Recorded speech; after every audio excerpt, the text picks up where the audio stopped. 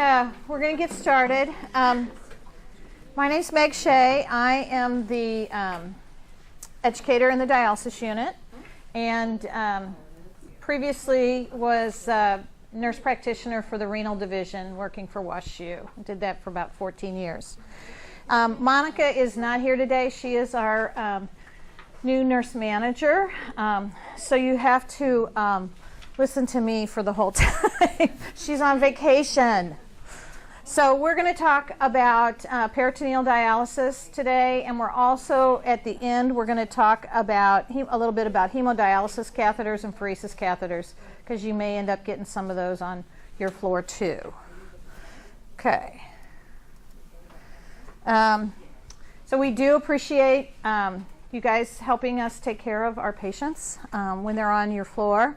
We're hoping that this class will bring everybody up to a similar knowledge base, and hopefully these handouts will help you. From the first talk to this one, we did some stuff with some of the slides, so it may not follow exactly, but it's pretty close. We tweaked a few of them. Okay, so these are our objectives. We want you to understand basic principles of dialysis, know and be able to describe when someone has peritonitis, identify the cycles in a dialysis procedure, how to take care of an exit site, and how to prevent infection, and how you're going to assess these patients and then document it in kiddos. So this unit, we are on call 24/7. We are an outpatient unit. Monday through Friday, 7 to 4-ish, 4:30. The way you get a hold of us outside those hours is with SmartWeb. We do acute and chronic dialysis and pheresis therapy. We used to have an I. It used to be the DIP unit, and you'll see that. So that stood for infusions. Most of the infusions, with rare exception, have moved to 9 South. Hospital felt like we really needed to consolidate infusions between 9 South and the CSCC, and so we don't do much of that anymore, focusing on dialysis and pheresis. Okay. We do chronic outpatient hemodialysis. We have on Monday, Wednesdays, and Fridays. We have a morning and an afternoon session. For outpatient peritoneal dialysis, this is being done in the homes, and so we see those kiddos once a month. They come in and they have a clinic visit, but they're in our clinic. They're not in the WashU clinics on 2. We train the patients and the families for home peritoneal dialysis. Right now we've had this guy set up because we're training a new family that's going to be going home in the next few days.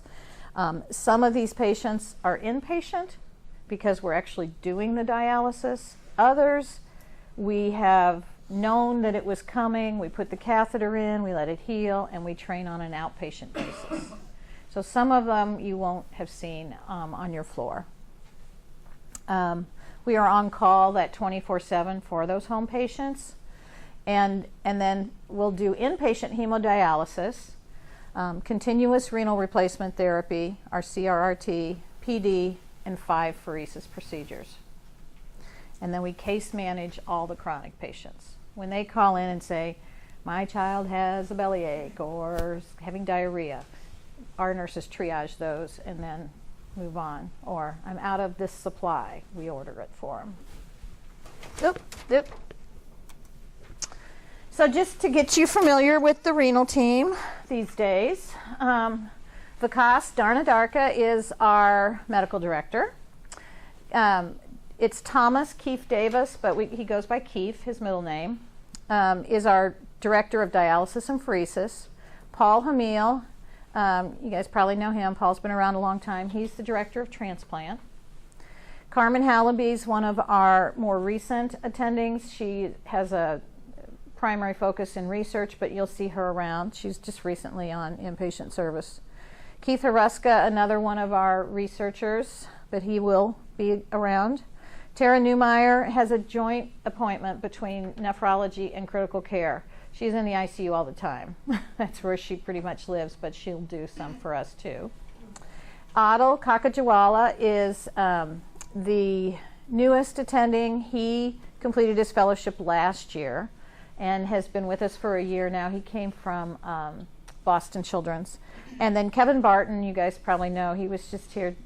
Kevin was a hospitalist but just completed his fellowship, so he is now our newest attending. So why do we do dialysis? So there are some absolute indicators why we will come in the middle of the night and start dialysis.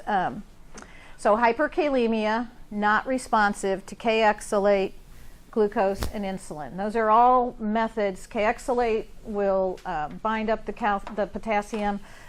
Glucose and insulin will send it intracellular.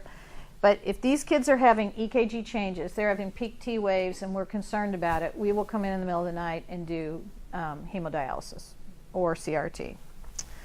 If they have hypertension, not responsive, again, to medications. We've tried all these different meds and their blood pressures are out of control. We'll come in and do it. If they're having pulmonary effusions, pleural effusions, or congestive heart failure. Uremic encephalopathy with mental status changes. So a lot of people say, well, this kid's BUN's 150. When are you going to start dialysis? If they're up and walking and talking, we probably can move a little slower. But if they're becoming unresponsive, they are talking about bugs on the wall, we'll come in and do it. If they're anuric and oliguric. And then the other time we'll do it that is for toxin removal. There's some poisonings and overdoses that we can dialyze off pretty quickly and pretty efficiently. So again, there's really nothing wrong with the kidneys. In that case, it's just for the toxin removal. So we'll talk about acute kidney injury and chronic kidney disease. So AKI is the new terminology, acute kidney injury. We don't call it acute renal failure anymore. And it's just simply a significant decrease in kidney function that is likely reversible. There are classifications and definitions, but it's based on rising creatinine and decreasing urine, and sometimes both. You'll get, that gives you the definition of AKI. End-stage kidney disease is defined that there's a loss there's less than 15% kidney function for at least 3 months. So we've been watching this kidney function decline, and now we're at what we call end stage. And they're going to need some form of renal replacement therapy. However, there are a lot of patients, not a lot, but there are a significant number that just show up in our ER at end stage. We treat them like AKI because we haven't been following them, but we see small shrunken kidneys, or we see that no one's ever followed them, and clearly, they're at end stage. So they'll need something. So how do these uremic patients present? They may have any and all of these symptoms. Lots of them are hypertensive. Kidneys are very intricately involved with the renin-angiotensin cycle and in monitoring and maintaining blood pressure. So when I first started, a long time ago, our division director, Barbara Cole, said blood pressure is the most important vital sign for a renal patient. And she was adamant that every renal patient always had a manual blood pressure, and if you couldn't, then it was with a Doppler. And she was very insistent that that's telling us, it really is telling us what's going on in the kidneys. They may be puffy. They may even have pitting edema. They may have some nausea, vomiting. And that's sort of the uremia, kind of just makes them feel generally not well. Fatigue. A lot of times patients or parents will say they're sleeping more. This is a 10-year-old, they don't take naps, but now they're taking naps. The lab values will reflect anemia, increased potassium, and increased phosphorus. And of course, an elevated BUN and creatinine. Those are the two things that we will see. So what do we do? This patient now needs dialysis. What are my options? Well, I can do peritoneal dialysis, I can do hemodialysis, or I can do CRRT. In this acute situation, the renal team is going to make that decision about what form of dialysis this patient needs. PD will provide a slower clearance. They have to go to the OR and get a catheter placed, but it does not require vascular access. Hemodialysis is done in our unit or at the bedside in the PICU. We cannot do hemo at the bedside out on the floors because the water system isn't powerful enough, doesn't have the right plumbing. And it does require vascular access of a greater than or equal to 7 French catheter. So for the babies in the NICU, we don't do hemodialysis in general. We do PD pretty much. And then CRRT, the continuous renal replacement therapy, is in the PICU and the Heart Center only. We don't do it in the NICU also. Those babies, if they need CRRT, they usually get transferred up. Will plumbing be different in the hospital? No. And because if they're stable enough to be out on the floor, they're stable enough to come to our unit. Yeah. And so and we're on the 2nd floor, and the water system is right across the hall from us. It's we have to provide ultra pure water because that's what the dialysate is mixed with, and so it's quite regulated, and so when we come up to the ICU, we bring a portable water purification machine, and so we have to do. I mean, really, we have wrenches on this cart because we have to hook into the faucets and stuff. Yeah. So then, just to get some of the words down and some of the nomenclature that you're going to hear us talk about, CCPD is continuous cycling peritoneal dialysis. It's also sometimes referred to as automated peritoneal dialysis. This is pretty much what we do exclusively. In the adult world, they do what they call CAPD, continuous ambulatory peritoneal dialysis. The adults do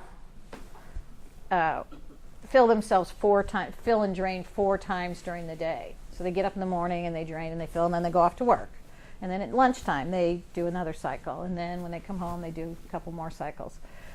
That would not work for our children. They're in school. So we do this CCPD because it does it overnight while they're sleeping. They get up, they get their dialysis at night while they're asleep. They get up in the morning, they get disconnected, they go off to school, come home, repeat the cycle. So a cycle, what we talk about, is a drain, fill, and a dwell. We're going to get more detail later. Dianyl is the solution, commercially prepared solution that we use. This is Dianyl. And it can be either 1.5%, 2.5%, or 4.25% dextrose. The effluent is the fluid that drains from the patient. And this is a drain bag. So this would be where effluent would be. And it's going to be what came from the patient plus the spent stuff that we put in it. And then ultrafiltrate is just what the patient put out. So it's the amount of fluid drained from the patient minus what we filled them with. So we're mostly interested in ultrafiltrate. So who gets PD? Babies as little as 2 to 4 kilos can have it. Any patient that you can't support a 7 French catheter. Kids that have HUS without GI complications do well with this because they're usually otherwise kind of awake and alert, and they have this nasty hemolytic uremic syndrome disease, but they're otherwise pretty good. It's easy. low risk, and the machine technology is available. It's best if we can do it before massive fluid overload, because it's not as efficient at pulling off fluid in the short term. In the long term it is, but in the short term not. If there's no major electrolyte abnormalities, and it's a great transition to chronic home therapy. So if we start them acutely in the hospital, because we're really not sure, is this acute or chronic? Are they going to recover? If they don't recover, we've already started this, and the parents can easily be trained and take it home. This is the machine that they would have at home. There's no change in the technology. So how do we do this? It's performed inside the body, making use of the peritoneal membrane. And the peritoneal membrane serves as our semi-permeable filter. The peritoneum lines the inner surface of the abdominal wall and covers all the abdominal organs. And the visceral layer that surrounding those organs is about 80% of the total surface area.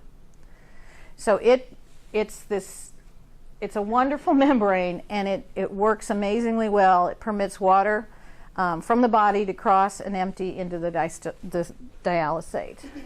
Oh, this always does this. Let me go back. Let me just show you. So the catheter, here's the catheter coming in outside the body.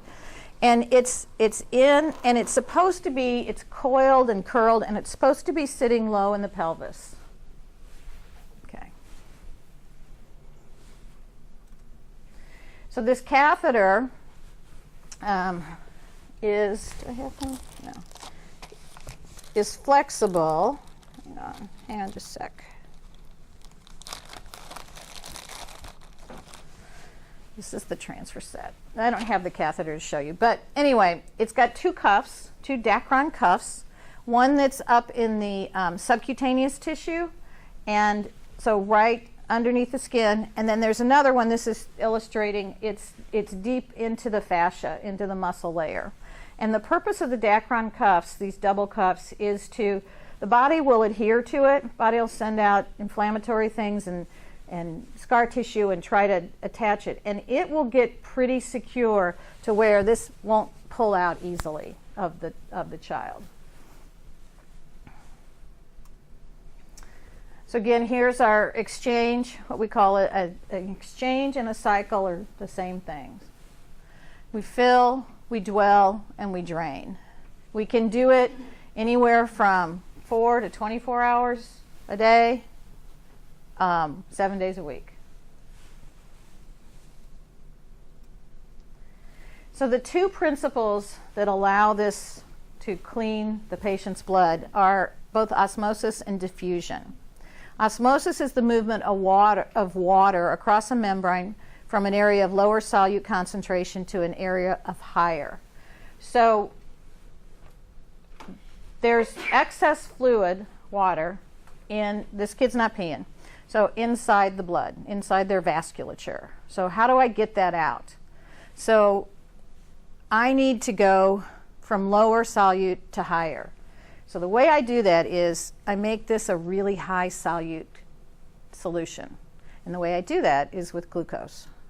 So I have these big glucose molecules, dextrose molecules, and they're in there. So the water is going to leave the patient's blood vessels and go toward the dialysate that's sitting and dwelling in their belly. Diffusion is the movement of particles from a higher concentration to an area of lower. So if my potassium is 6.5 in my blood, and I don't put any potassium in here, and I don't, it's going to leave the blood and go in here and come out here. So that's the two principles. I mean, they're very simple, and it works pretty efficiently. So we're going to fill the abdomen with this prepared solution of 1.5, 2.5, or 4.25. It's going to dwell and be in contact with the peritoneal membrane for a prescribed amount of time. And that's where that diffusion and osmosis is going to take place. then we're going to drain off the solution, and it will either be more or less of what I put in. The higher the concentration of dextrose, the more fluid I'm going to pull off. Got more big molecules. The lower concentration, I may not pull off much. In fact, the patient could actually absorb it. This is just a graph showing, got time on the bottom and how much volume I'm draining off. And the green's the 1s, 2s, and the 4s. So the 4s, you can see right away are going to just, there's a big osmotic gradient. It is just going to go out of the baby into my solution. And again, the 1s. And after a certain amount of time, there is a point of no return. And actually, the patient starts absorbing. Things equilibrate. The blood will equilibrate with what's in the abdomen. So that's why we don't just put in one big old, why don't we just put in one a day and dwell them all day long? Because this happens. I don't get it. So we know there's ways to write the prescription so that in time, so I would want, if I really wanted to pull off a lot of fluid, after about 200 minutes, I'd fill them again. And I'd fill them again. And I'd pull off a lot. Okay. So just for an example, so I put in 100 milliliter fill and I drain 140. So I netted positive 40, right? That 40 is an output. Okay, everybody got that? It's like, think of it like a Foley. You're reading the urine meter on a Foley. So if you read up to the 40, that's a positive number, but it came out of the patient, so it's an output. Okay. If I do 100 mil fill and I only get 80 out, what happened to the rest of that? Well, I'm minus 20 now. So that stayed in the patient, right? That's an input. It's a dialysis input. Positive is a positive UF is, and this machine won't give you a plus, it'll just say 40 in that case. But if it's a minus, it will say a negative. Okay. All right. What can we add to the Dianyl? We can put antibiotics, we can put heparin. That's about it. We do not add KCl at Children's. Some places do, we don't. Too risky. If they're low in their potassium, we would say they need a K-run. Yes, give them that. Give it IV. So, okay, so that, we're going to move on to infectious complications. Any questions so far? Is it making sense? All right. So the biggest complication to this therapy is infectious. And it has the greatest negative consequence for our patients because they can get septic. If we have a piece of plastic inside the patient connected to the outside world with sugar water. So it's warm sugar water. It's a lovely medium for bacteria. They love it. So we have to be pretty careful about not allowing this to happen best we can. So the symptoms, and it's peritonitis. The symptoms are cloudy fluid, abdominal pain, and fever. So this fluid down here that's draining should be clear, and it would be yellow. It would look like urine. It'll look like urine, but it should be clear. We teach the families at home, put a newspaper underneath. They should be able to read the paper, read the print. And if it's cloudy, that's their first sign. Okay. So what we would do is we would collect fluid and send it for a cell count differential, gram stain, and culture. Dialysis will be doing this procedure, coming in to do that at this point. At some point, maybe you guys will get trained to do that, or maybe there'll be a core group that gets trained as resource nurses to do that. But for right now, that's what. But a lot of we train our families to do this. So if the family's here, they can do it. You might just have to get all this stuff for them. Put the orders in and get the, and it's really 2 syringes, and they go to the lab. And the lab does everything for us. So you'd notify us, they'll start, and then usually if we think they're infected, they've got fever, they've got belly pain, they've got cloudy fluid, they're going to need antibiotics in this fluid. So we're going to have to come in and set it up again anyway. So what we end up doing is always guided by our lab findings and our antibiotic sensitivities. If we have cloudy fluid and we think, and the cell count comes back right away. Cultures don't come back for a couple days, but the cell count comes back right away. And it'll tell us if there's lots of white cells. And then we're going to empirically say this patient has peritonitis, and we put them on just sort of broad spectrum covering gram negatives and gram positives. And then when the sensitivities come back, we may change something. So you're going to want to monitor that effluent for 24 to 48 hours for improvements and document that. We expect within 24 to 48 hours, this kid should be significantly improved. The fluid's cleared up, the belly doesn't hurt, the fever should go away. If not, we got to start looking for something else, somewhere else.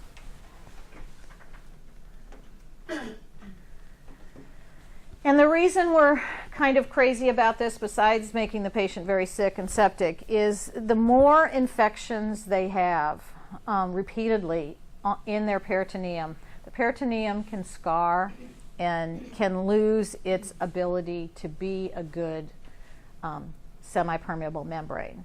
We've had kids that have lost their ability to do PD because of repeated Pseudomonas and fungal are really bad. Fungal infections, you really have to take them off PD, put them on hemo, and let everything sort of heal up. We really consider this a life-preserving. This allows them to live with their end-stage kidney disease. So if we lose that ability, there's less chance for them to have a long life. So that's why we care about peritonitis. And we teach the families. We're pretty adamant that every infection we do a root cause analysis with the families at home to make sure is there a break in technique that they're not we go back. A lot of times we know we had a contamination. The cat ate through we had a hole in the catheter, or something happened. So then there's non-infectious complications. Again, you got a piece of plastic in their body. So there can be dehydration, fluid overload, catheter malfunction, or electrolyte imbalances. So we'll talk about each one of those. So our goal is to take off just the right amount of fluid that and keep the patient not dehydrated and not fluid overloaded. So it should be, we're trying to keep track of what we think they're going to have in and account for that, and we kind of know what we think we're going to pull off. But this is like our best guess, and everybody's peritoneum is a little different. So anyway, I-NO is incredibly important. And the other thing that's really important is your assessments. These machines can't assess a patient or their hydration status. Our kidneys can, but this machine can't. So patients we can pull off too much fluid and they can get dehydrated, and we cannot pull off enough and they can stay fluid overloaded.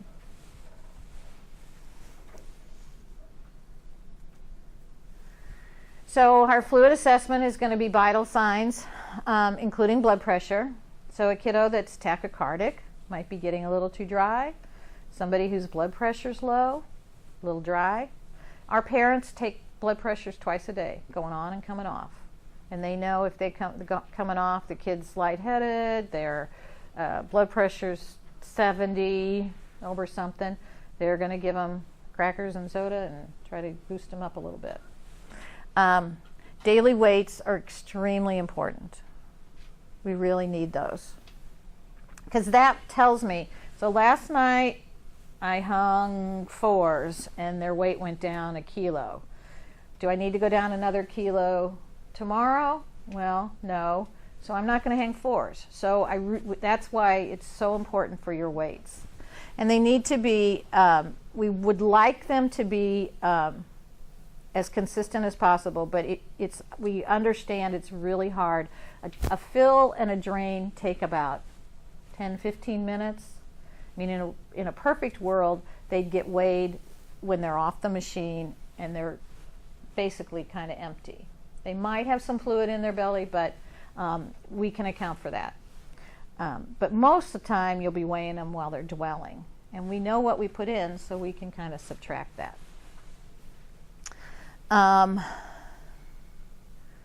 So you're documenting their weight, you're documenting their I&O, you know if you're having positive UF,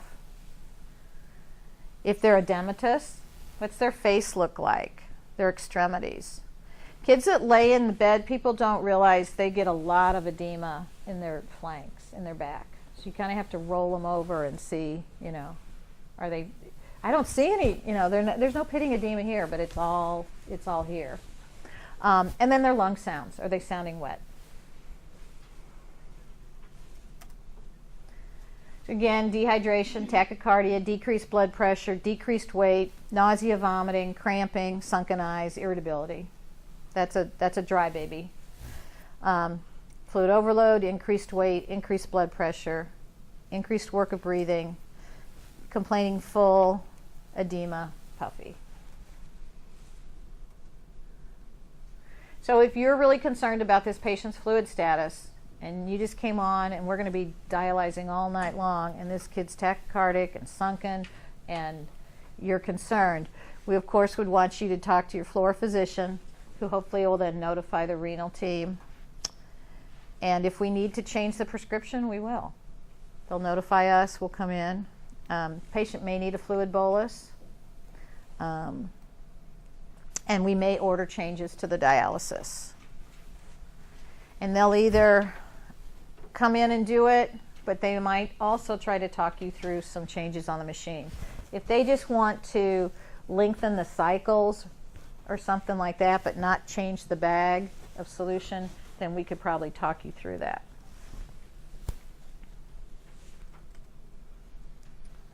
All right. So things that are going to change our fluid status.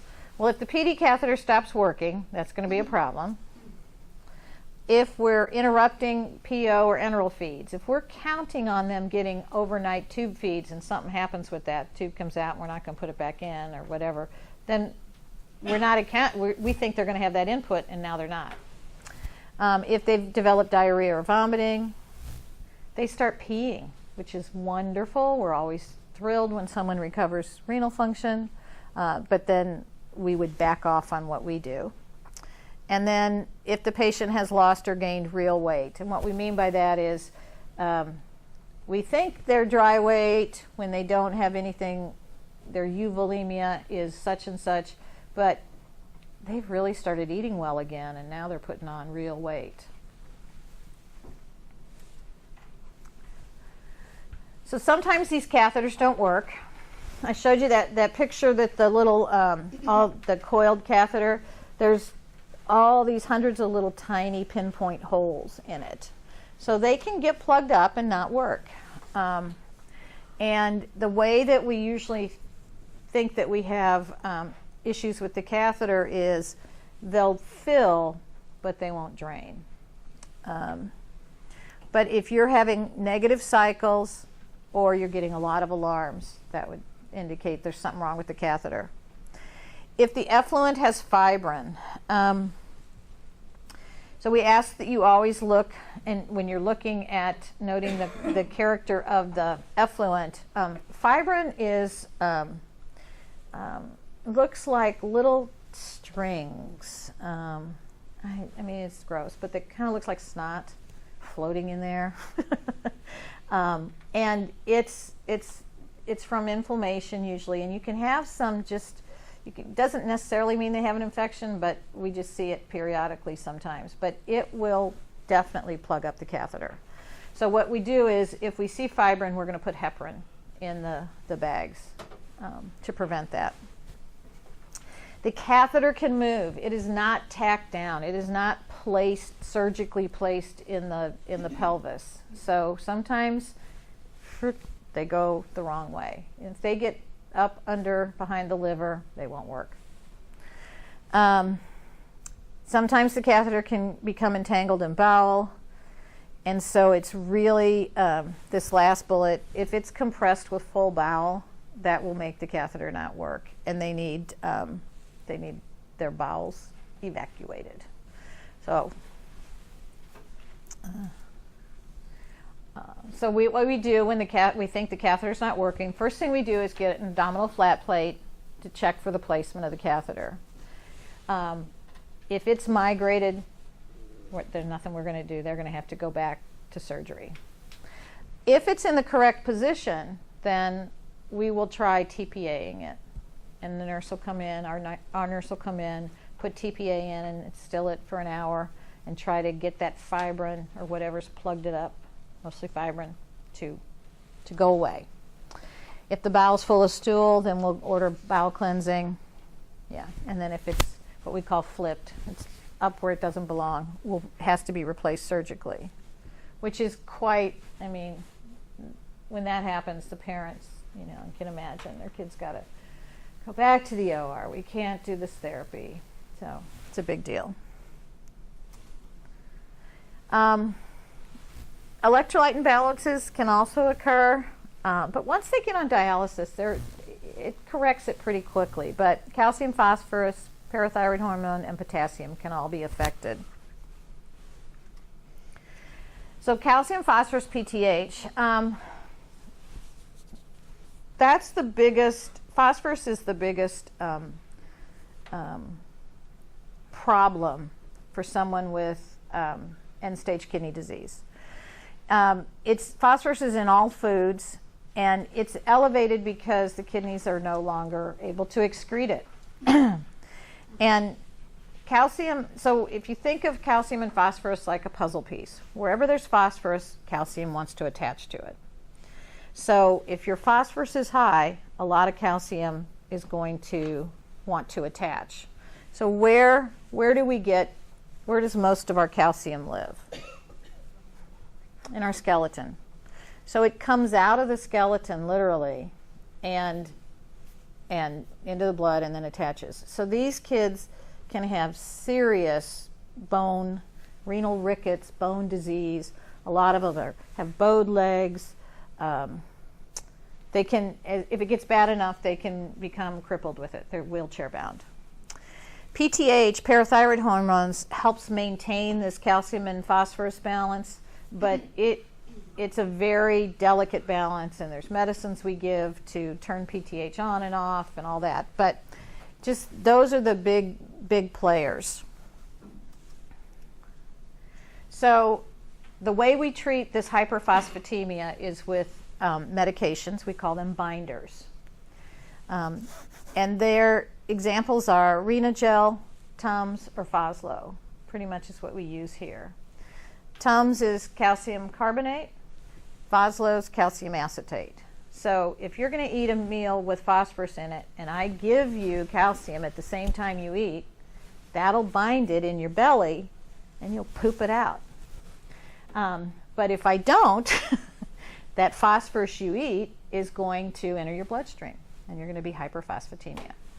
So, and Renagel is a different, it's not calcium, it's a non-calcium binder, but it literally just is like a resin. It just binds it up, and you poop it out.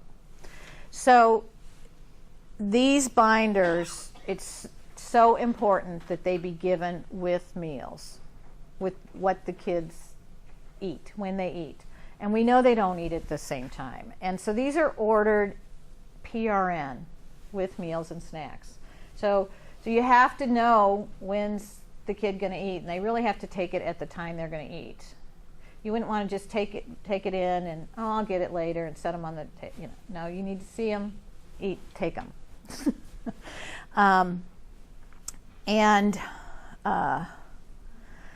The formulation, there is liquid Tums. Foslo only comes as a tablet, and Renagel. They can also, for the babies, they can make, it's called Renagel's the brand name. It's also called Sevelamer, and so they'll call it a Sevelamer slurry. So our pharmacy will mix it with cherry syrup and some other things for the babies to get them to take it. But it's really the bigger kids. They get really tired of taking these every time they eat. So it can be a cause of issues with noncompliance. We've had patients admitted to prove that if they get their binders, they can get their phosphorus down.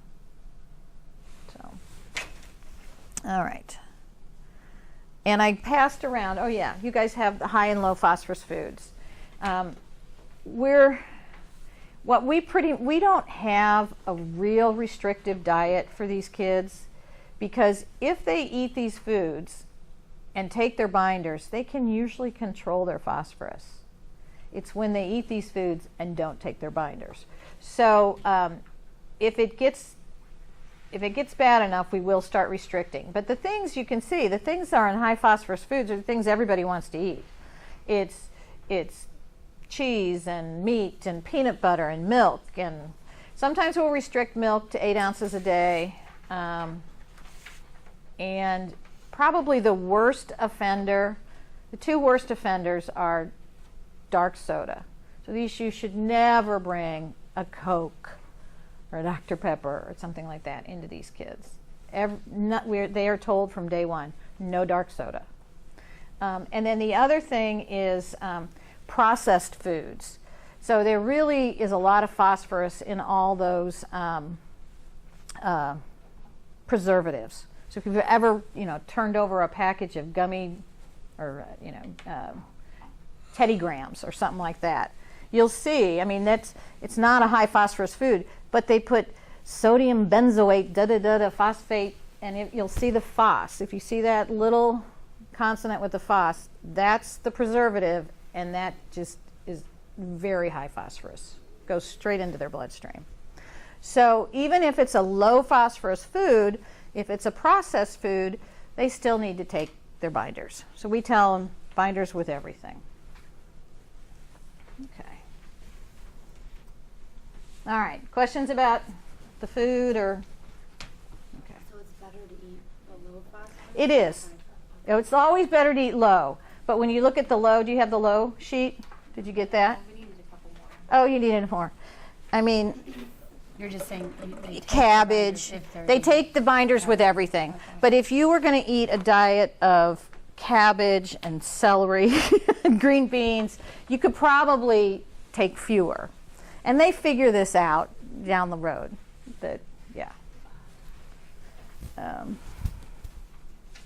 All right. So then the other thing these kids suffer from is anemia. That's why they always look kind of pale and pasty. So the kidneys produce a hormone, erythropoietin, that stimulates the bone marrow to make red blood cells. So if my kidneys aren't working, I'm not going to make erythropoietin.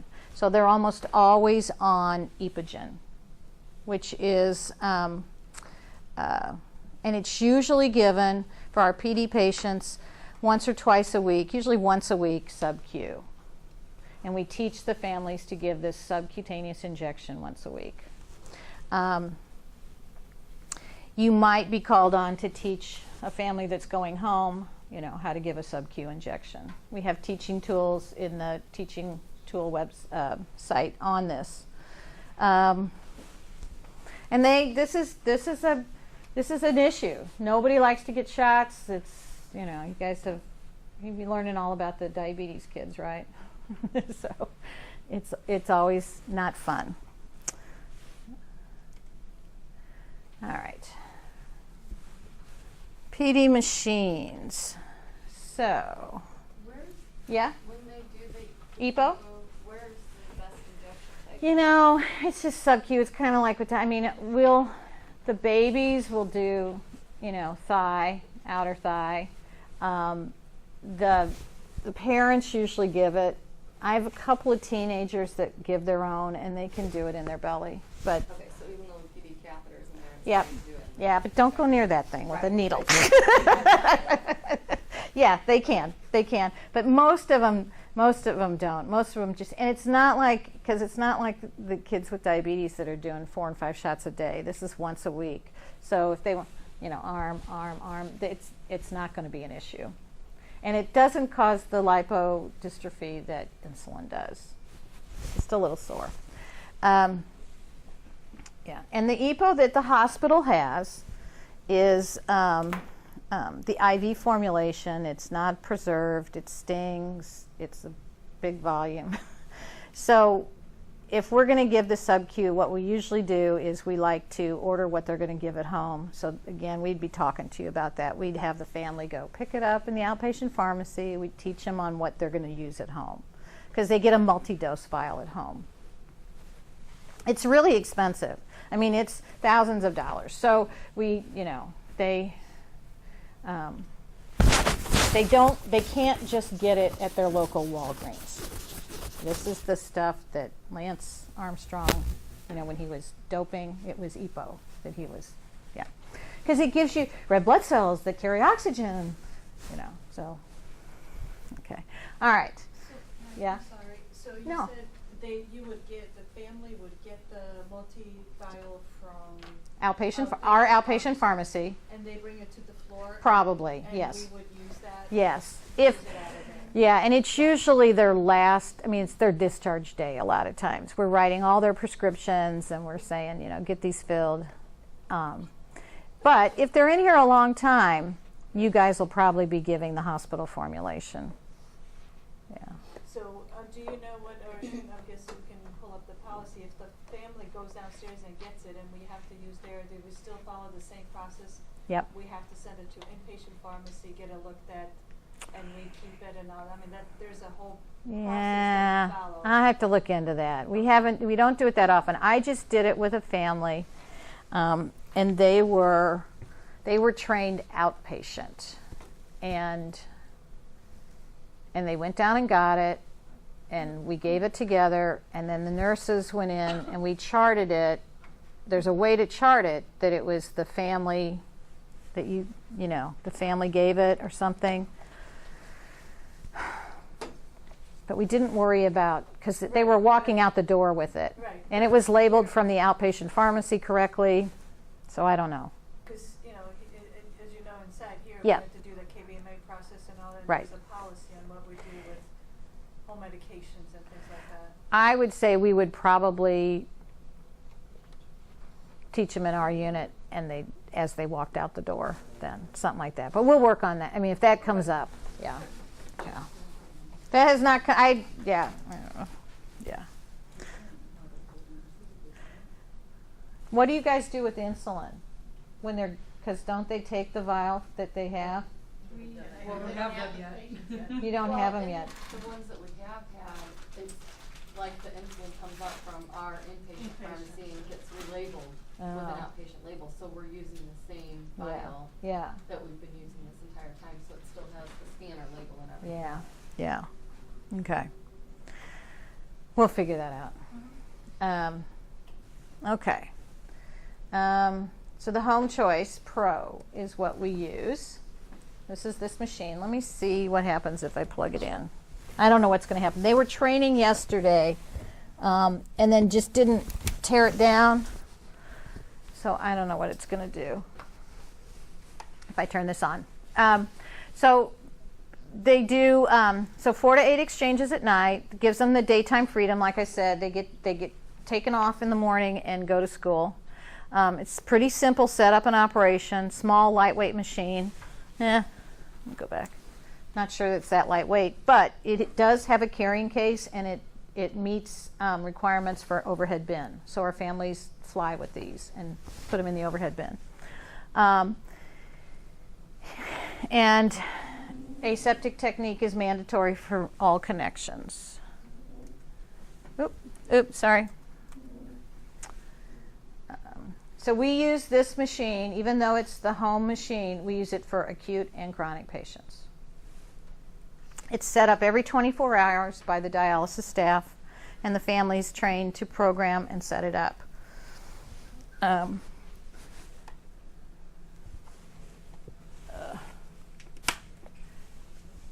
So when a patient's, a trained home patient is in the hospital, say they're having some other procedure, they're having a G-tube or something like that, the family, we usually tell them to bring their own machine. Sometimes they do, sometimes they don't. But we will provide all the supplies for them. And then a lot of times, if they don't set up till 8 or 9 at night, the family sets up, does it. This machine, the top of this, did it turn on? Yeah, is the warmer. So this thing is what we warm the solution on. Okay.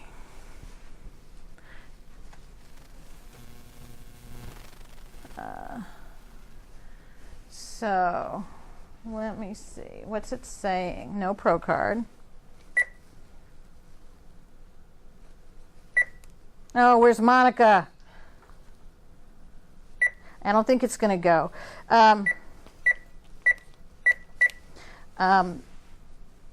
It's going to, so there's a memory card, and it's saying it's missing that. Anyway. But that little noise, that's the, it's really pretty simple. Let me see if you guys can see it. Can you see it? Yeah. Sort of. This.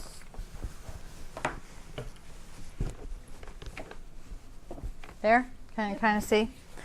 I mean, there's go, stop, and enter, and an arrow button. I mean, this thing's been around a long time. They've come out with a new machine that talks to the cloud and is a touch screen and has pictures of everything you need to do. But you have to weigh more than 44 pounds. So we're to use it. And so we're like, okay, don't tempt us. Because if we went to that, we would have 2 different machines in this hospital. We would have to. So we haven't gone. Anyway, it's not like your phone is smarter than this machine. Let me tell you, this is old technology. But because of that, it's pretty simple. For each cycle, you use the arrow keys to arrow down until you see the total UF. You can press enter and scroll through and record your data. So a lot of times, you're going to record every cycle's ultrafiltration on your I&O sheets. And so sometimes you don't get in, you're busy, and it's the morning, and you need to put all your numbers in, and you missed the last 2 cycles or whatever. So you're going to go in and you can get the data. It's stored. It's not going to go anywhere. If we tell you to bypass or you need to bypass, you press stop, you use the arrow keys to arrow down and enter. And again, we would be telling you to do that. So if it's the kind of alarms, I think we have a slide on that. Yeah, all right. So the machine is going to heat the fluid. So we set this up. It comes with, you can have 4 different solution bags. This is just one, but it gives me an opportunity to do 4. Because this is 5 liters. Some of our bigger kids might go through 3 bags a night. Yeah. So that's what these are for, these other prongs. But it fits in, and we spike this sterilely. Everything's sterile. And then this is your drain. Yeah. And where's my patient? Am I connected? I'm not connected. There's a patient line here. Okay.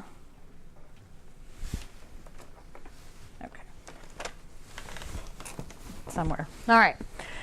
So fluid's going to dwell and then it will send it to the effluent bag at the end of the cycle.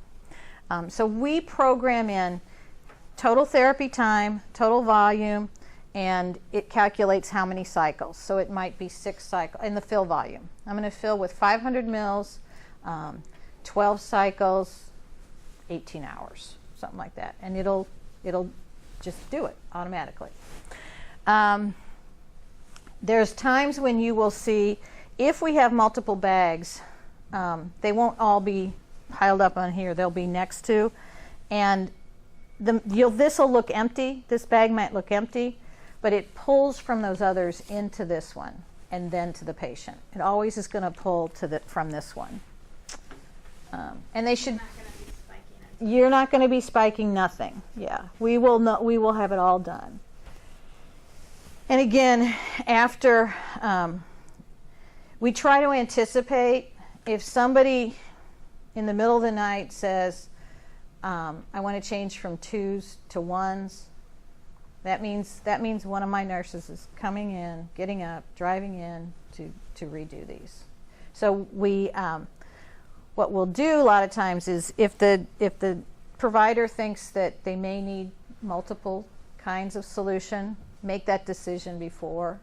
But sometimes we'll have an extra one on standby that's clamped, and then we may have to tell you, can you go in and unclamp that bag? Because they have clamps, like this one. You'd unclamp that. But again, that doesn't happen that often. They're pretty good about. Okay, alarms maybe? Yeah, alarms. So this low drain alarm is very common, and you'll hear that sound. I can't. I'd like to get it to alarm, but I don't know. What's that say?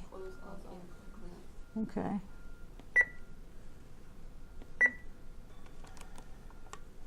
Oh, it's going to try to fill.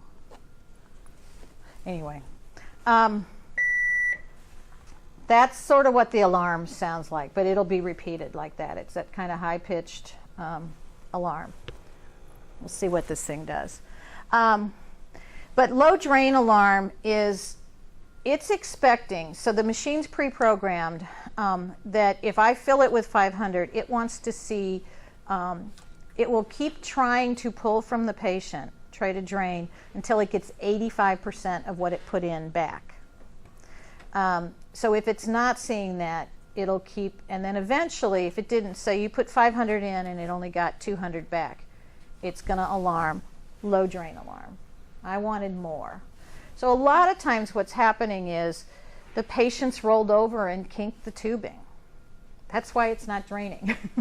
So for always with that, you always want to go in and reposition the patient, have them roll over. Sometimes we have to have them stand up. Sorry, can you stand up? Get back into bed. Because it's just free floating. And if the fluid's all over here, pocketed over here, because he's laying this way, we need him to roll that way. And again, you may need, if we've determined that everything's fine, he's just not got any more to give, we'll tell you to bypass. And then that alarm. But the first thing, what did she say? I can't remember. Do you remember, Shauna, how to silence the alarm? I think you said stop. Yeah. So you come in and hit the stop button, and it's okay. You can always hit the stop button with this. It's just, and that's your silence, your alarm. So it's not actually stopping the dialysis. Well, it is kind of, but it's stopping the alarm too. Yeah. I mean, it's stopping the alarm. And then low fill alarm is the same above. It's trying to put in that 500, but it can't. So again, it's probably something's kinked. So we'll tell you to check all these lines. Make sure nothing's kinked. The other thing, I'm going to pass this around. Yeah. And then system error, that's a call to Baxter. You're calling us and we're calling Baxter. It's a bad machine. Okay, let me go.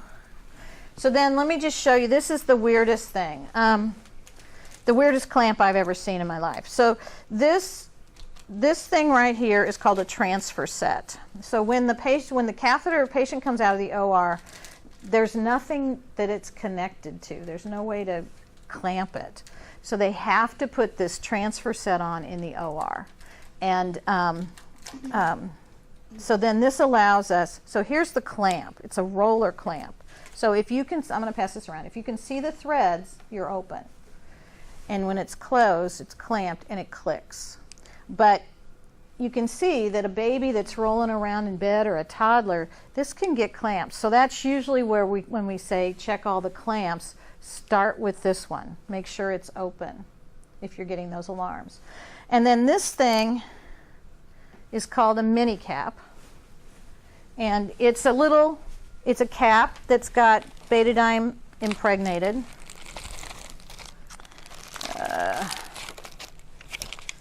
And when they disconnect after they're done with their therapy, so this is what they're going to connect up, and then when they're done at the end, in the morning when they're done, they take a new one of these, put it on, they clamp, they put this on, stick this in their clothes, and off to school they go. And this is all that's hanging out, that's visible. So you guys can pass that around. Do they connect special, like we do our IV lines, like when they disconnect, or they just literally just close? It's aseptic technique. So the parents are taught to do their hand washing, and then they're going to, and they're masked. And again, they disconnect, they drop that thing, and then they put their cap on. Off they go. So you did we clean with We don't- betadine? No? Nothing. Nope. No. The cap is. The cap's impregnated. So we the don't clean. no.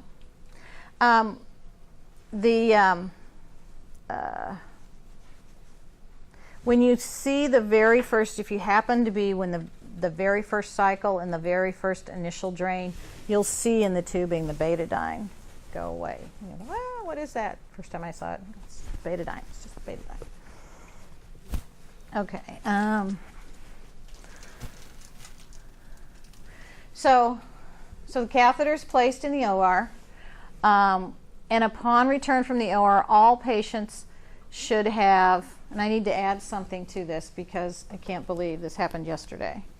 So they have to have the transfer set. So we're expecting you guys, when you get them back from the OR, first thing, go in, and we have done so many in-services with the OR, but we still find things sometimes. The transfer set, an occlusive transparent dressing, and a mini cap. I need a new bullet point. Tessa went up yesterday, walked in, brand new patient out of the OR, no mini cap. That thing. This thing. Yeah, so it's just open. So it was clamped, so we have a procedure that if that happens, and sometimes these fall off and kids take them off. So we do this betadine soak and we do all this stuff and then put the mini cap on. Yeah, so those three things we really would like your help with, making sure. So the dressing, yeah.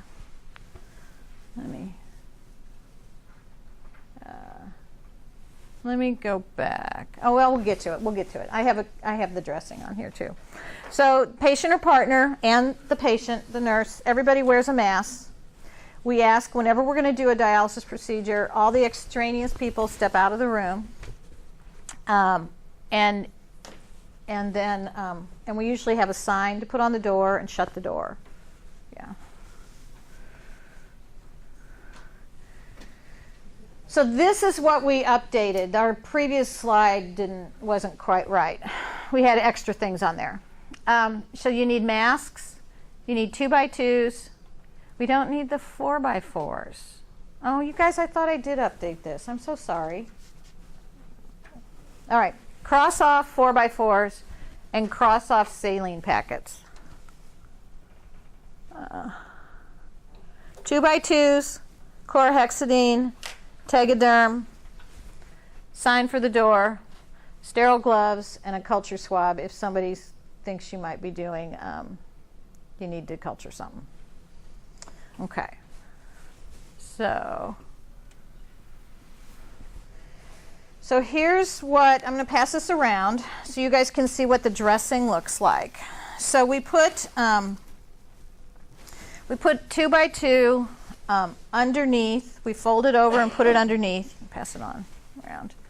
And then we put another 2x2 on top of it. And it's just because if the tubing just kind of needs a little cushion there. The exit site, where that comes out of the body, is sore and tender for a while. About the first month, it's a little tender and sore. So any manipulation with the catheter, they'll flinch or they'll, ow, ow, that hurts. So we're going to prepare the environment. We're going to mask, wash hands, remove the old dressing, and we want to inspect the exit site for any drainage or crustiness. That's why you brought in a culturette. But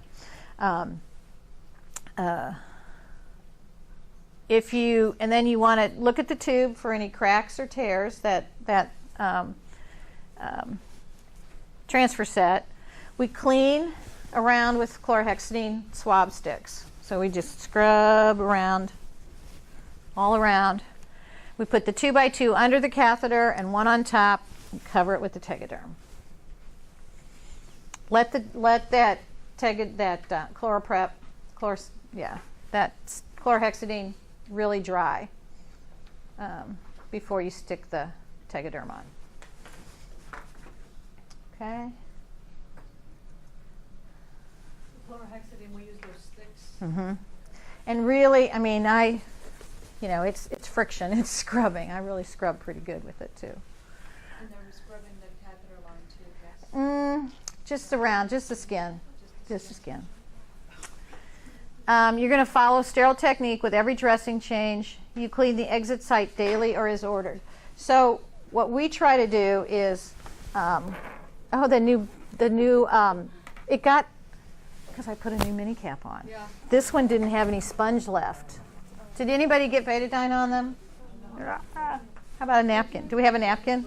Steve, can you pass your napkin? Thanks. Yeah. Sorry. Here, we get it. No, it's good. So our goal is that's just for training. That wouldn't be. That's The just. bag would be hooked into, or the catheter from the machine would be hooked into here? Yes. This is to simulate the patient's belly. Oh, so this is like inside of Yes, that's their Okay. peritoneum. Yeah. No. It's very confusing. It's the training doll. No, that makes sense. Yeah. Yeah, that's what's connected. The goal is that when they come out from the OR, if they have that clean, dry, intact Tegaderm and dressing in the way it's supposed to be, we want to leave it alone for a week. We don't want to disturb it. So the first dressing change, the goal is at 7 days, and then another one at 14, and then we go to daily. Because every time I rip that dressing off, I'm manipulating the catheter and moving it, and there's more risk of it not healing tight. We want that exit site to close down tight around the catheter, because if it isn't, you'll have leaking. But there are times when it does leak, or we have a wet dressing, a bloody dressing, and you're going to have to change it. So that's what we're doing. So cleanse the exit site daily or as ordered. New catheters we're changing every 7 days unless soiled.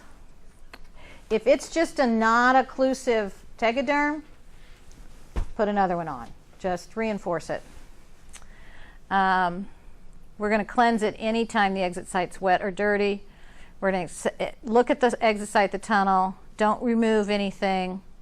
gently dry, and immobilize the catheter and transfer set. What we mean by that is kind of like you do a Broviac. We'd like that thing not just hanging down loose. So we just put a little piece of silk tape, we loop it, put it up somewhere. If it's a baby, it should never be inside the diaper, needless to say. But So yeah. are you saying, so you don't change the first one for a week, and then 14 days after, and then after that they change it every day? They do. They do. They It's a do? it's a healed exit site, and you know, it's interesting. The adults don't even wear dressings most Right. of the time, but what they'll do is, what we teach them is they can they go into the shower with every night. You know, it's a teenage girl. She wants to take a shower every day. So she gets in the shower with her dressing on, and then when she, you know, does her stuff, comes out, it's wet, of course, changes it, goes to bed, and it's good for till the next night. And if it's the parents doing it, we tell them they can change it anytime they want, in the morning, in the evening, it doesn't matter, just so it gets changed every day. Yeah. Okay. And then again, that immobilized, so I would just, this would just be, it'd be long. I'd be looping it, put a little piece of tape, just so it doesn't get tugged. Let me just get this straight on the length. So we do 7 days, 14 days, and after that is Daily. 15, 16, and Daily. so on daily. Mhm. Yeah. Yeah. And are we gonna be changing those, or? You might have to change it 3 times the day they come out of the OR, because it is soaked and saturated. So it's not that we have to call anyone? You probably would the first couple of times, just to make sure, because we want to know that you're changing it. Yes. Yes. Because like, so, until now, we always had someone coming and Right. changing, like every day. Right, and we will probably still do that, but when it's Sunday night at midnight and it's wet and soiled, we probably would ask you to change that dressing. Yes, that's why we're going through all this. If we're here during the day, we're going to come up. We have to set the machine up every day anyway, so we're up. We're looking at things, but we would hope you would say, this thing is leaking. I've changed this. You know, because then we have to, something's wrong. We would change our therapy. We might stop. Because if it's leaking that bad, the patient isn't getting the therapy, right? That dianeal is supposed to stay inside them if it's leaking. Yeah. Do you want us to call you with every like unexpected dressing change, or just like, hey, I had to change it 2 or 3 times already? I would probably, if you're having to change, if we're in this first 7 days and you're having to change it, yes, I would definitely, well, at least, or touch base with somebody and go, and then we'd come up and look at it. If you're changing it that much, so again, when they leak, is not ideal, because if it's leaking out, bugs can go in. So what we've done in the past, sometimes we ask the surgeons to come back and put some Surgiglue at the site, or a stitch. Take them, you know, anesthetize them and put a stitch in. They're not supposed to have stitches anymore. We found, we're a part of a cooperative through Children's Hospital Association, all the children's hospitals that do pediatric dialysis, and our charge is it's a quality improvement team to impact peritonitis and peritonitis rates. So we've looked at all these procedures, and the one thing that's associated more with exit site infections is a stitch. It's a nidus right there. So we've had to sort of retrain our team not to do a stitch. But sometimes these little kids, and they were so fluid overloaded, and then as things shrink down in the subcu tissue, we get these leaky exit sites. And the ones that really leak bad are the little babies, like the preemies, because they don't have any subcu tissue anyway.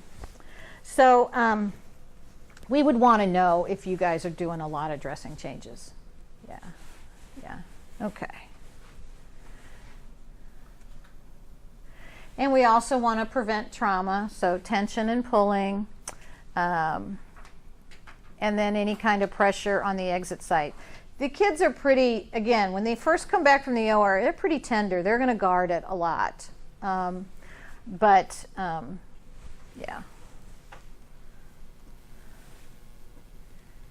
And then if the exit site does become infected, we're going to keep doing dressing changes, and we might even go to twice a day. We're probably going to be putting on some topical antibiotic ointment, and they may be taking oral antibiotic too to treat an exit site infection. And the risk, again, if I've got an infection at the site, the exit site of the catheter, the chances of me getting peritonitis go up, way up. So we want to catch those, treat them before they become peritonitis. And if you needed to emergently disconnect this patient, so your options are you can just put the machine at the bottom of the bed, clamp everything, clamp your patient, and just go. Take it with you. Or you can disconnect the patient. And we're going to show that. I think she does. Again, it's that we're going to mask. We're going to put on sterile gloves. We're going to open that mini cap.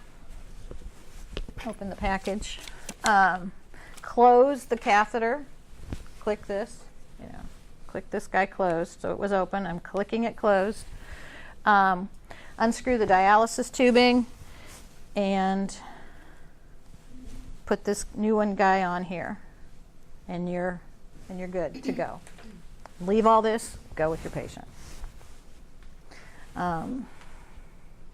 Okay. I guess will those mini caps be stocked on our unit then? We'll figure that out. What we usually do, anybody that's on this machine, we've got supplies for you up there. We'll bring up, mini caps. Yeah. It's usually a whole box of them. We leave them. Yeah. And then will we be disconnecting like when they're done in the morning? Or? Usually not, but maybe. So again, just when as we move into this, we want to get you guys just sort of comfortable with the machines first and all that. But I anticipate, so we had a patient that was on dialysis, and I want to say was in DFS custody or something, and could not, we were the care. And so we ended up training some of the stat nurses. Yeah. So we trained the stat nurses to do the disconnect. Yeah. I didn't know he was on your floor. I thought he was on 8 West. No, he's on 8. Yeah. He was on 8 West and then transferred. came back. Yeah. So we ended up training the stat nurses, and they again worked out pretty well. So again, do we have a core group, a resource group? Is it the charge nurses? To be determined, I think. That would make it easier for everybody. Right. When the patient is Right. mobile. Yeah. Right. I mean, all of these things, not to belittle your knowledge and your No. expertise. No. But we can access a portacath. Right. And pretty much the care. Huh? We can be trained. So, But I mean, we can try No. labs and things like that. And, Right. No, I totally agree. We totally agree. Again, that Well, some it used to be. right. Like a long time ago, years ago, we Right. could, and then whatever, Yes. everything's streamlined anymore. and Yes. it's so everything's so everybody's got their job, and we all depend on each other. But Mm-hmm. to me, I'm still trying to wrap my head around. We don't clean, and yet I have sterile gloves to disconnect. Do you know what the families don't? We just did that. We just do that in the hospital just the families are not wearing sterile gloves at home. No. So I'm masking. Right. I'm sterile gloving, and then I just go and Yes. drop, and I'm trying to. Yes.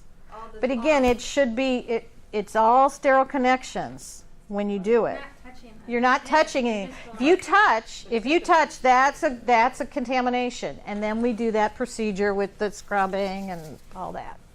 If you would happen to contaminate, if you were disconnecting the patient and you happen to touch, my hand touched it, you know, the patient should be clamped, and then that's a call. And we're going to come in and do that. We have a procedure called touch contamination procedure.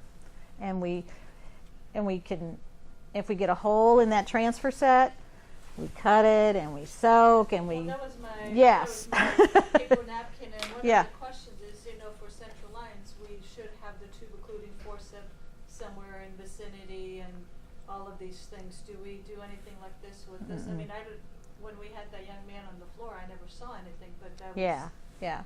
a No, question. we would just make sure that it's clamped to the patient.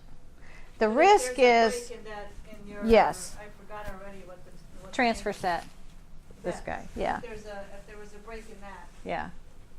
We would do this procedure where we scrub and scrub and scrub. We scrub for like 5 minutes, and we cut it off below the hole, and we have an adapter, and and it's happened because if a dog or a cat bites a hole in this at home, and I mean the alternative is they go back to the OR and get a new catheter. No, we would. So that's why we have a repair procedure. But don't worry about that. So if the kid unclamps, like This guy. cap, Yeah. we have to call you guys in right away? Yeah, for now. Yeah. Even if it's an overnight deal? If this comes off, you walk in and it's open and this cap, the mini cap is off, yes, we What would if it's closed but the mini cap is off? call us. Same thing? Same Okay. thing. We're going to do what Tessa did yesterday when came back from the OR, just like that. No mini cap, but Mhm. closed to the patient, but no mini cap. Yeah. So, and then on that, if I find on there, I don't do anything with the line, I just leave the line where it is and call you. Mhm. There's nothing I need to. Mm-mm. Okay. Yeah. Okay. All right. How are we doing on time? Good. So, patient assessment. We want vital signs, blood pressure, that fluid status check, and you're going to check the PD catheter exit site appearance, and review your care plan, your orders, and document. So post-treatment, we want to know the total dialysate volume used, the total UF, and this machine will give you total UF at the end of the treatment. It'll say total UF.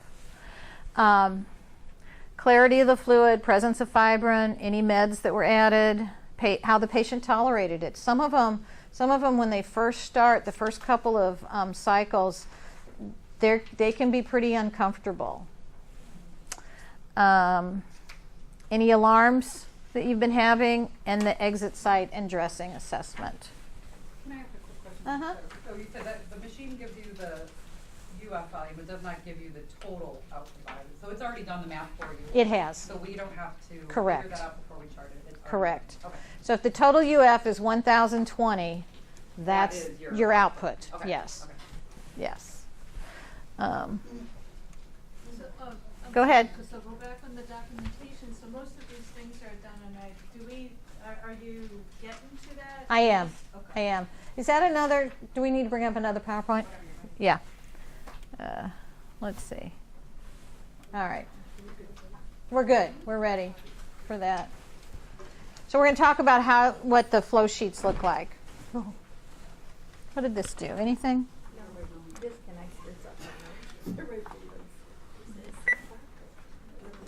Turn me off.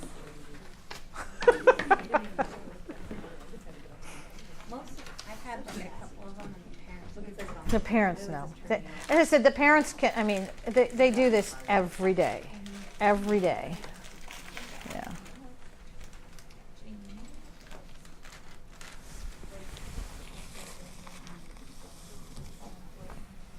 Okay.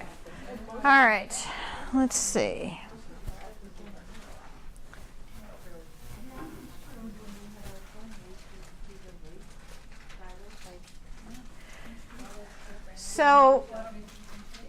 So the two places you're going to chart are in treatments and cares and your I&O flow sheet.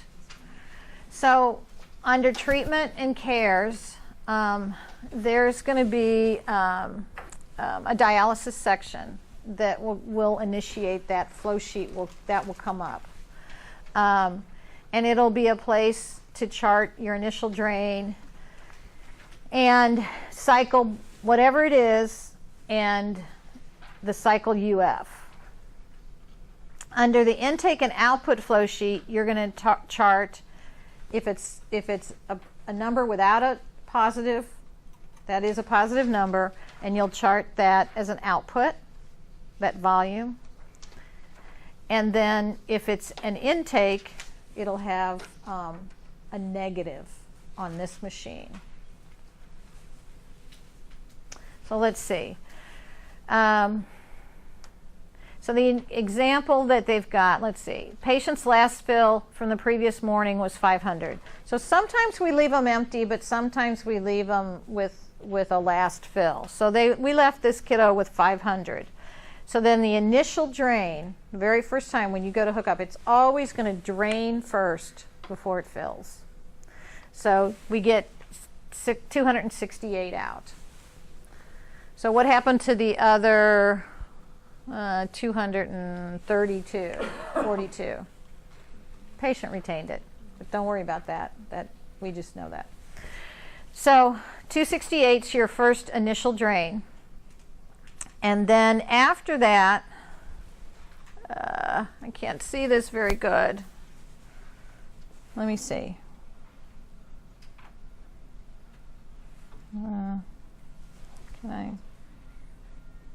Let me see if I can move this thing.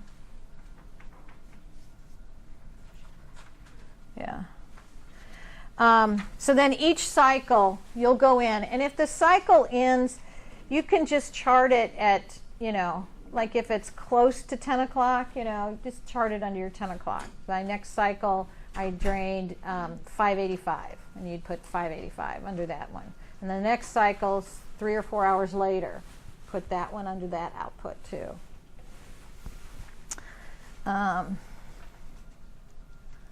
Let's see. So you guys are going to chart each cycle throughout the treatment, and then if you have questions, call us through that smart web. Okay? But we'll initiate it when we first set this up, and then you guys take it from there the rest of the way. Okay. All right, questions about that? Okay. All right. And then yeah. But if we have the two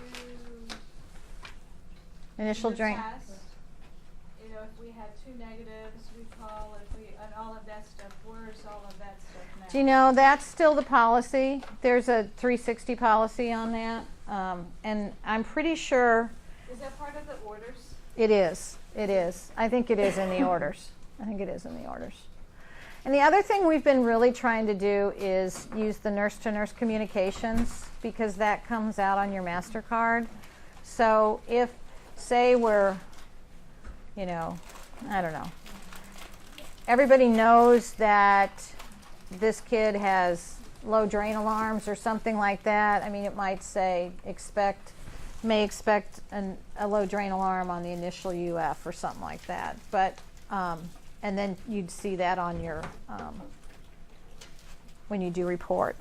If there's something that's unusual about that patient or unique about that patient, then we would want to share that. All right.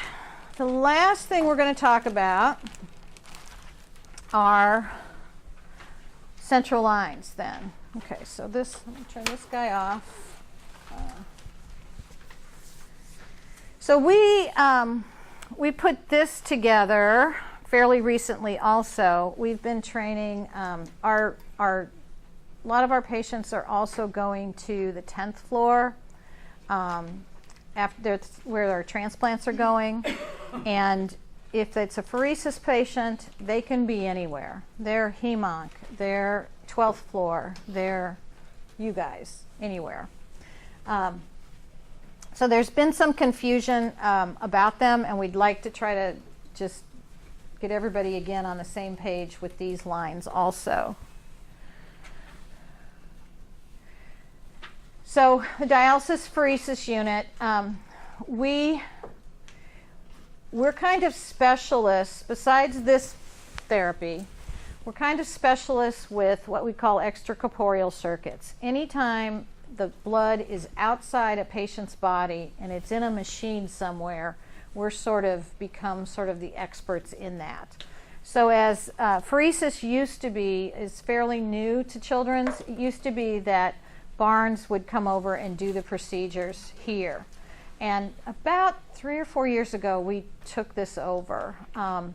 And it just made sense that it came to our unit because, again, we're used to having patients' blood outside their body. So these are all, right now, these are currently the machines that our nurses are using. So the dialysis piece of it is this CRRT, continuous renal replacement therapy, in the ICUs 24 hours a day. Hemodialysis can be inpatient or outpatient. It's about a 2 to 4 hour treatment. CRRT, we set it up, but the ICU runs it. We don't stand by the bedside 24/7 for that. We're a staff of 6 nurses. So it's pretty small. So for that therapy, we have trained the ICU. Hemo, though, is still all us, and we'll do it either up in the ICU or in our unit. And then PD, again, can be done anywhere in the hospital, but it's mostly an outpatient thing that the parents are trained to do. Pheresis, sort of the definition of pheresis is the removal and the exchange of components of whole blood. So what we do with pheresis, so in dialysis, we're going to take the blood out, we're going to remove the waste and the water, and we're going to give that back to we're going to adjust it and give it back to the patient. With pheresis, we're usually removing one of the parts of the body, of the blood. So the machines are all centrifuges. So the blood comes out, it spins around, and it separates red cells from white cells and plasma. So these procedures, so TPE or plasmapheresis, we remove the plasma. And the way we do, and what we usually want to remove plasma for is somebody's got lots of antibodies, and that's where they live. So if you're having an acute rejection, kidney rejection, we will do pheresis.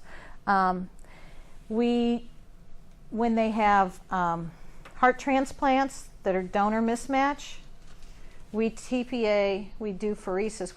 One of our nurses, Tessa, poor Tessa, was here last night at midnight for a heart transplant, doing TPE first, and so then they could do that. And then there's some neurologic diseases that there's autoantibodies. The body's attacking itself, and so we can take those out and toss them, throw them away, get rid of them, and the patients get better. Erythrocytopheresis is a red blood cell exchange, and we do that on sickle cell kids. So if you've got your cells are all sickled, we take those out and we replace it with donor blood bank blood. And we can do 10 units in about an hour and a half. So it's a very fast, yeah. Leukapheresis is when we remove the white cells, the part of the buffy coat, and we do this for a new onset leukemia where their white counts are 500,000. I mean, they're unbelievably high, and their organs are starting to shut down. So we need to get in there and get those white cells off. We also do it for stem cell collections, for stem cell transplants. So healthy donors come in and donate their stem cells, and then they're going to get reinfused, or the patients themselves. Then we do a final therapy. It's called photopheresis, and we collect the white cells, and this is a form of we collect the white cells, we give them a drug that causes photoactivation. So we literally put it under a tanning bed. And that changes the white cell enough that it now is modulated. It's immune modulating therapy. And the kids that get this are GVHD and chronic lung allograft. So the lung transplants that are kind of have this smoldering low grade rejection, but it's really affecting their lung function. We can do this therapy and they get better too. It's kind of voodoo stuff. So that's what we do. So the thing about this is, because these therapies, we all have to take blood out of their body and do something with it, we need a catheter. So these catheters are designed for very high flow. The dialysis rates we use are 200 to 500 mils a minute we're flowing at. Pheresis, a little slower. They're stiff. This one's been in a bag, but they don't collapse. They're not like a Broviac that, they wouldn't stand up. They're thick. Their lumens are pretty large. And we're going to withdraw and infuse at the same high rates.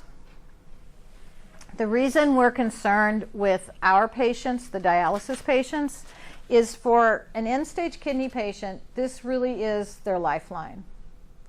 So without this, they can't get dialysis. And you really only have, 4 big vessels, two up top and 2 femorals. So if we lose these sites, they may have issues down the road. And even though our goal is always that these kids get kidney transplants, that they get off dialysis and they get transplanted, that doesn't mean that decades, when they're in their 30s or 40s, they might lose that kidney and then they need to go back on dialysis. So we're very protective of these catheters because we do consider them a lifeline. Pheresis catheters, generally more temporary, but it's the same hardware. It's just the purpose might be different. And they're called dialysis catheters because that's what the manufacturer decided to call them. But we use them for pheresis. So some people say, what's the difference between a pheresis and dialysis catheter? It's the same piece of hardware. Okay. They're dual lumen split tips. So I'll pass this around. You can see. So this catheter, you'll see at the end. So there's 2 lumens in here, and they have a red port and a blue port. We call the red port arterial and the blue venous, but they're both in veins, sitting right at the right atrium. Even though we call it arterial, it's not an artery. We just use that terminology because we withdraw from the arterial and we return to the venous. Okay. A lot of times we get questions, okay, who owns this line? Who's responsible for this thing? Well, it's the service requesting the therapy. So if it could be neuro, it could be hem-onc, it could be renal. So if you have questions about the use of the line, we don't, a lot of times, hem-onc's going to do what they want with their line, and so's neuro, and so's renal. Who removes it? Whoever put it in. If IR put it in, they'll take it out. If surge or general surgery put it in, they'll take it out. Complications from these lines, same as any piece of plastic in a blood vessel. Thrombosis, you can get little clots all inside, intrinsic. You can get extrinsic thrombosis, which we call a fibrin sheath. Fibrin will form on those little holes, and you can usually tell it's a fibrin sheath because you can flush, but you can't withdraw. And so it's like a vacuum hose. You go to suck and it just closes up those holes. You can get an infection. You can get kinking. You can get kinking outside. You can get kinking on the inside. It can bleed, and you can have stenosis of the vessel. So that's the thing we are most concerned about is if you're always going in and out and removing a line and putting another one in and getting infections, you're going to cause narrowing of the lumen of that blood vessel. Just the way the body reacts to it. So that's what we're so worried about is causing loss of that access site for the future. So, that's what we're most concerned about. So then we've kind of put up here these slides. Used to be, there were lots of differences in the way we took care of our lines and the way the rest of the hospital took care of their central lines. We have really tried to come together, lots of meetings, lots of input, and so this pretty much is what we've come to. So we're going to hep lock with heparin 10-1, just like you. So those, so the claves, the yellow clave that's on that, I'll pass this around, is called a Tego. And it is always going to be on a chronic dialysis catheter, because you're like, well, how do I know that this patient gets this? Do I need to do anything different? So we're going to do, used to be, there were no Tegos that allowed our high flows. This Tego, we could never go 500 mils a minute through, never.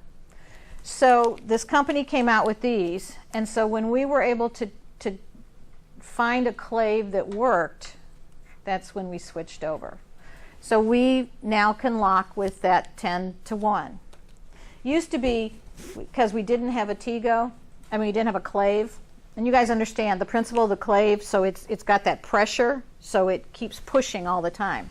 Well, we didn't used to have those, so we just had these yellow caps that were dead-ended, and we had to lock with 1,000-1 so that our lines would work every Monday, Wednesday, Friday. So we were always so afraid that somebody was going to push 3,000 units, 6,000 units into our patients. So that's why we used to always use these yellow caps and we'd say, nobody can touch a dialysis catheter but us. So this has changed everything. These Tegos have changed everything.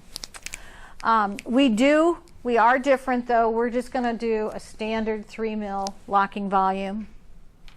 And you guys use on other central lines, whatever it depends on the size of the catheter.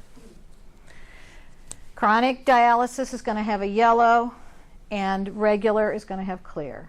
Non-dialysis or regular central line is going to have a clear clave. We're going to wear a mask, and I believe the new central line policy, everybody's wearing a mask.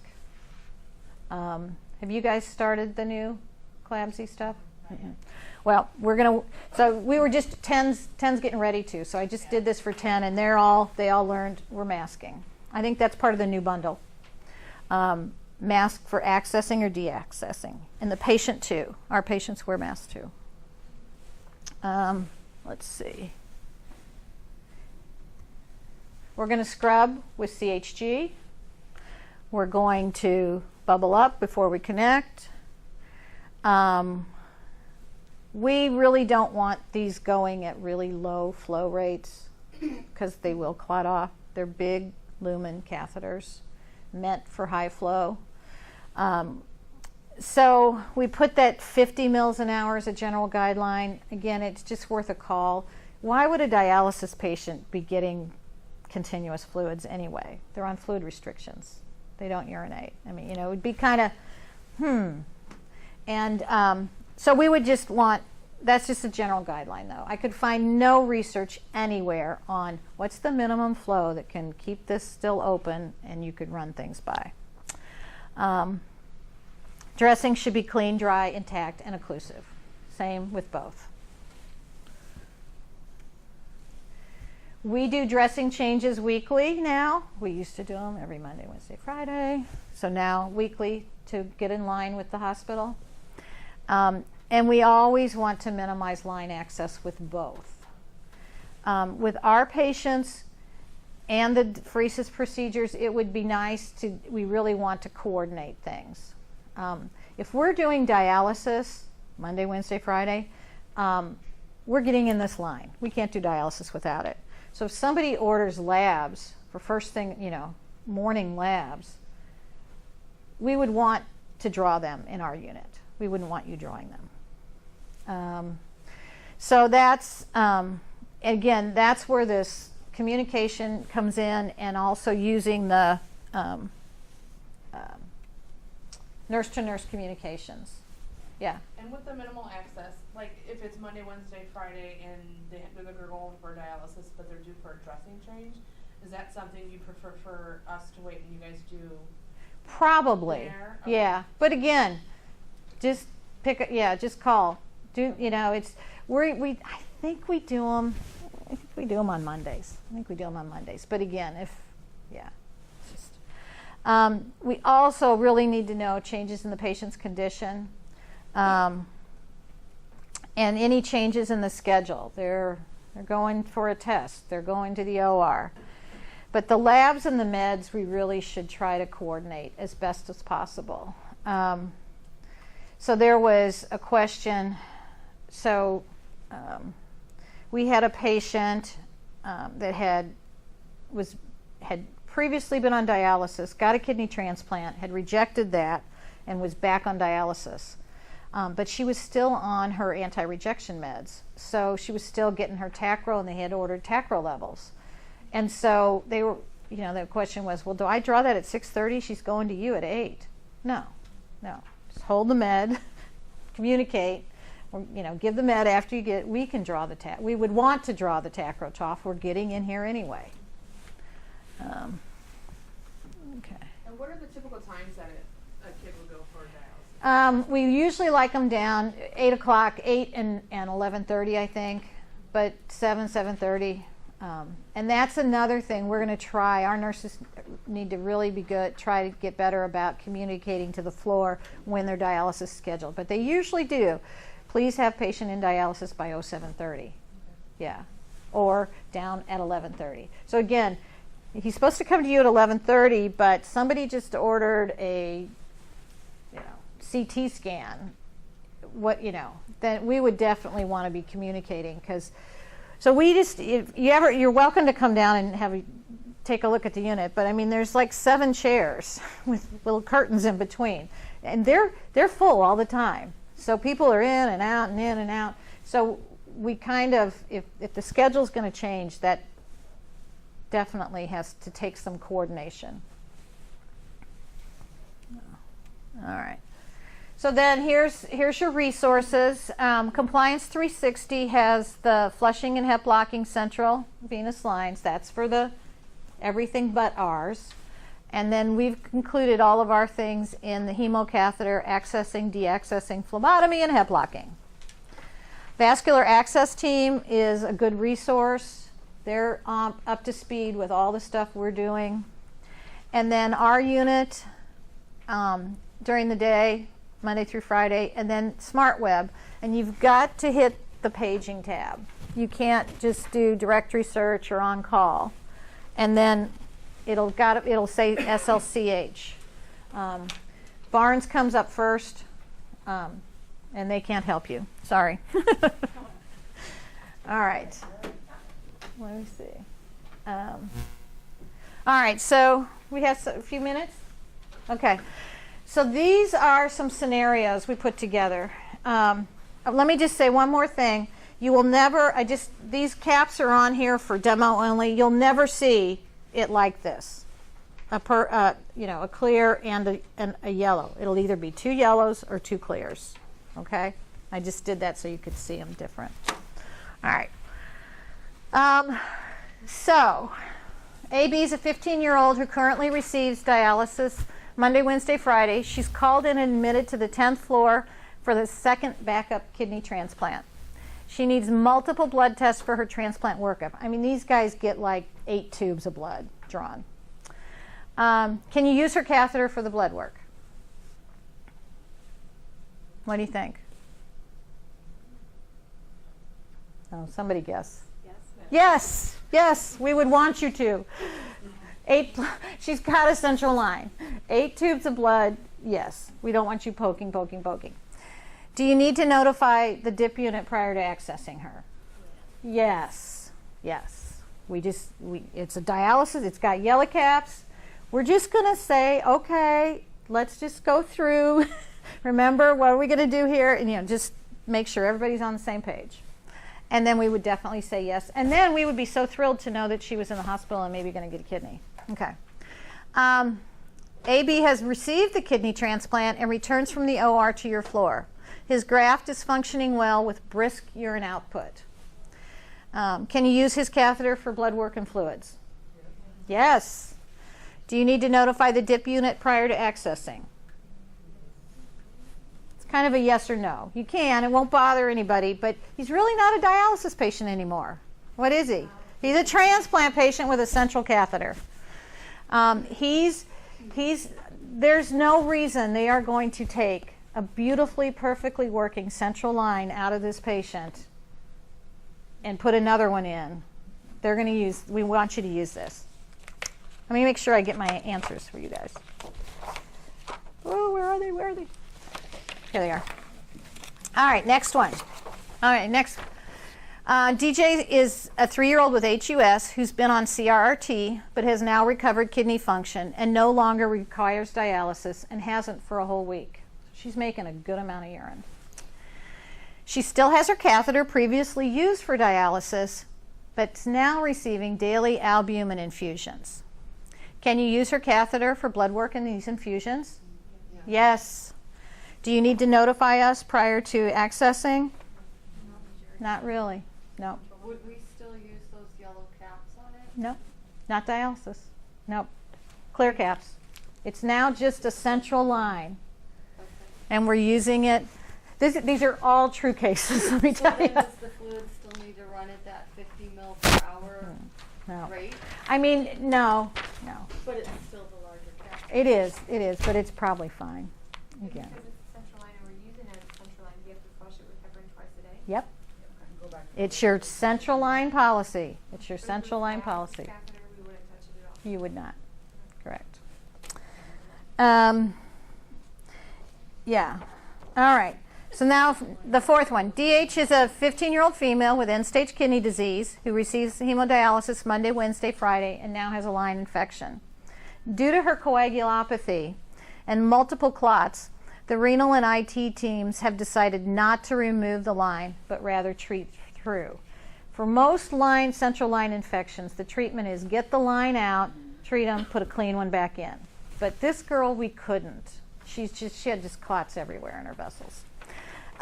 So she's admitted to 8 West and has her antibiotics, which one of them is Q8 hours.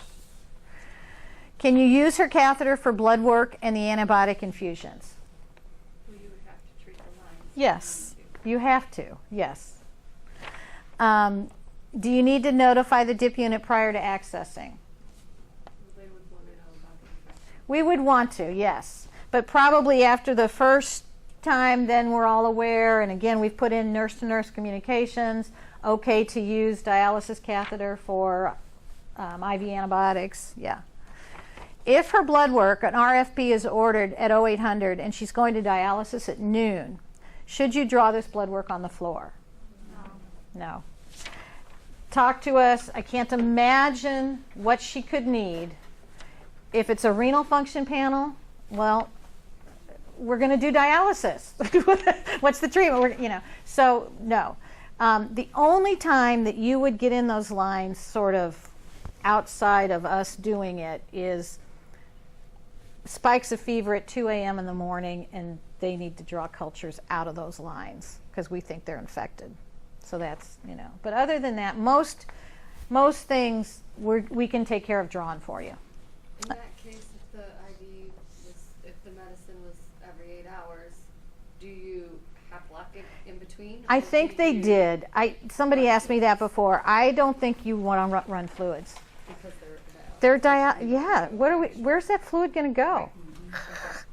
They're just going to get massively fluid overloaded. Now, when they heparinize in between, would they need the yellow caps at that point? Yes, we would have probably been So you using guys yellow would caps. supply Yes. those yellow caps Yep. just for that. Yep. All right, and then the final one, MS is a neuro patient receiving TPE every day for 5 days. She has a catheter for pheresis. There are orders for a daily fibrinogen level at least 4 hours prior to procedure. You have no idea when her TPE procedure is scheduled for the next day. But the earliest, because we're not open on, this was like a Sunday night shift, would be 8 a.m. because that's the soonest we would do it. Can you use her catheter for the fibrinogen level? Yeah, it's a central line. Yeah. Do you need to notify us prior to accessing it? No, it's a central line. It's a pheresis catheter. We don't need to know about it. She's not an end-stage patient. What's the latest time this lab can be drawn? 0400. Okay, so your night shift, you're going to be getting in and drawing that lab. So why do you think we have these crazy orders like this? Daily fibrinogen level at least 4 hours prior to the procedure. Can anybody think that through?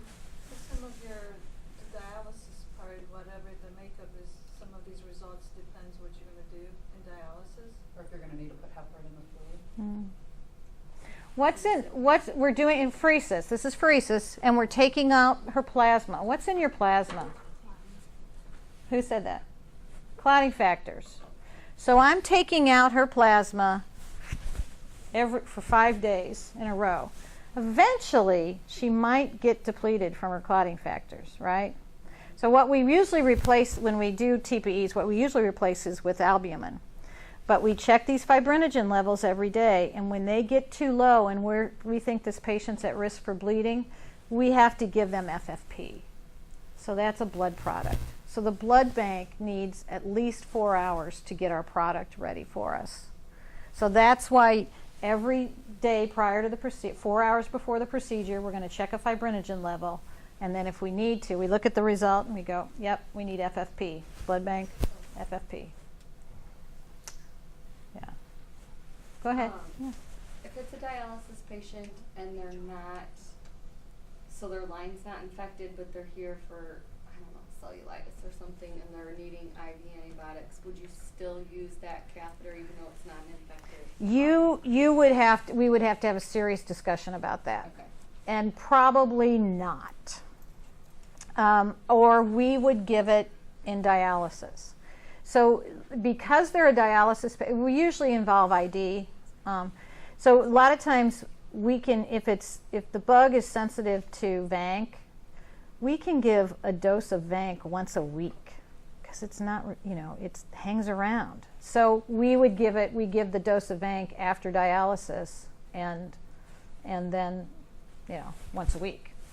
So no, we would not have you guys. I just can't. The only kids that are going to be in getting IV antibiotics are these line infections like this.